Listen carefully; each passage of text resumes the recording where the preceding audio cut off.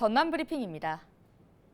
지난 7월 전남 여수에서 두 남성이 서로 허벅지를 돌로 찍어 한 명이 사망한 사건의 배후자로 지목된 30대 남성이 첫 재판에서 모든 혐의를 인정했습니다. 살인, 중감금치상 혐의로 구속 기소된 A씨는 지난 17일 광주지법 순천지원에서 열린 첫 공판에서 금전 관계로 얽힌 두 남성을 서로 때리도록 지시해 각각 사망과 중상에 이르게 한 자신의 혐의를 모두 인정한다고 밝혔는데요. 검찰 조사 결과 A씨는 피해자들에게 법률 정보를 제공하면서 친분을 쌓아 상담 비용으로 수억 원을 요구하고 차량에 감금해 지시에 따르지 않을 경우 직접 폭행하고 복종하도록 강요한 것으로 드러났습니다. A씨의 다음 재판은 다음 달 11월 7일 열릴 예정입니다. 더불어민주당 전남 국회의원들이 정부의 의사정원 확대 계획에 대해 우려를 표하며 전남권 국립의대 신설을 촉구했습니다. 더불어민주당 소병철, 서동용, 김회재, 김원희 등 10명의 국회의원은 지난 17일 국회에서 공동 기자회견을 열고 의사 정원 확대와 함께 의대 없는 전남권의 국립의대 신설의 필요성을 강조했는데요. 의대 정원 확대와 함께 의대 없는 지역인 전남권 의대 신설과 지역 의사제 도입을 반드시 병행해서 추진해야 한다며 이런 방안들이 함께 고려되지 않는다면 이번 의대 정원 증원은 또다시 수도권의 미용 성형 의사만 늘리는 결과를 낳을 것이라고 주장했습니다. 전남도가 오는 19일 여수 순천 10.19 사건 희생자 추념 행사에 맞춰 1분 동안 묵념 사이렌을 울립니다. 묵념 사이렌은 여순 사건 75주기를 맞아 희생자의 넋을 기리고 유족의 아픔을 함께하는 시간을 갖기 위해 진행하며 오전 10시 순천시와 고흥군, 오후 3시 여수시 전역에 1분 동안 사이렌이 울릴 예정인데요. 전남도는 19일 울리는 사이렌의 경우 적기 공습에 따른 민방공 대피 사이렌이 아니므로 지역민들은 놀라지 말고 여순 희생자에 대한 경건한 마음으로 묵념해 주길 바란다고 당부했습니다.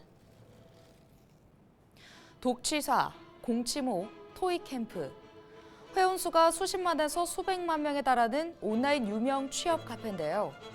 알고 보니 이 카페들을 포함해 16곳의 카페들을 사교육 업체인 해커스가 운영해온 사실이 드러났습니다.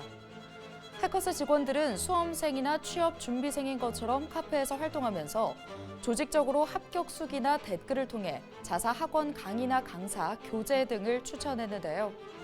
카페 회원의 강의 추천 질문에 자연스럽게 추천을 가장한 홍보를 해온 것입니다.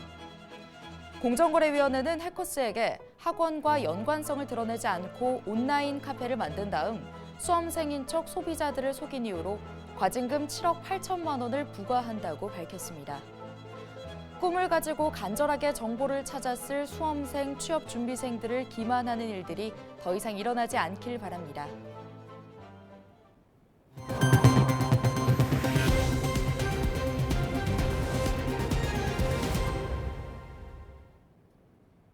경찰이 해병대 병사 순직 사건의 수사를 진행하고 있는 가운데 신원식 국방부 장관이 수사 결과가 나올 때까지 사건 처리 중단을 요구하는 국회 요구를 거부했습니다. 소병철 국회의원은 젊은 병사가 사망한 사건의 진상과 책임을 규명하는 것이 사건의 핵심이라며 경찰 수사에 진척이 없는데도 군에서는 수사단장에 대해 신속하게 구속영장을 청구하고 기소한 상태라고 지적했는데요. 공정한 사건 처리를 위해 경찰 수사 결과가 나올 때까지 국방부 장관으로서 수사단장 사건 진행을 중단할 것을 요구했지만 신 장관은 수사의 시급성을 들어 거부했다고 밝혔습니다. 소 의원은 해당 사건의 진상규명을 위해 특검 수용을 촉구했지만 신 장관은 이 역시 거부했다고 설명했습니다.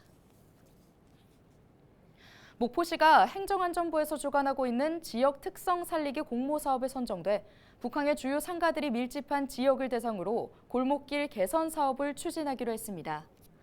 목포시는 이번 사업 선정을 계기로 사업비 9억 원을 들여 북한 일대 골목길에 청춘 골목을 만들고 홍보 전광판과 경관 조명 등 기반 시설 확보, 상권 육성을 위한 상인 교육 등 다양한 활성화 사업을 추진할 계획입니다.